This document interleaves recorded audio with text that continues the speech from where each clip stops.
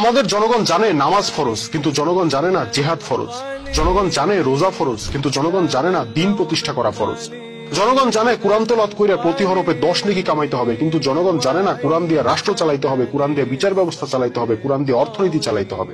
জনগণ জানে রাসূল সাল্লাল্লাহু আলাইহি সাল্লাম কিভাবে মেসওয়াক করতেন, কিভাবে পাগড়ি পরতেন, কিভাবে দাড়ি রাখতেন, কিন্তু জনগণ জানে না রাসূল সাল্লাল্লাহু আলাইহি সাল্লাম কিভাবে অন্যায় অবিচারের বিরুদ্ধে যুদ্ধ করতেন।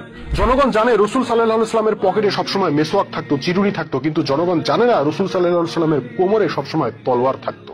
জনগণ জানে রাবিয়া বসরির জীবনী, মনসুর হাল্লাজের জীবনী, কিন্তু জনগণ জানে না উম্মতে মুহাম্মদীর দুর্ধর্ষ বীর, যিনি একাই রোমান পারস্য সাম্রাজ্যকে গুড়াইয়ে দিয়ে ইসলামের পতাকা উড়াইছিলেন, সেই খালিদ বিন ওয়ালিদ রাদিয়াল্লাহু আনহু এর জীবনী।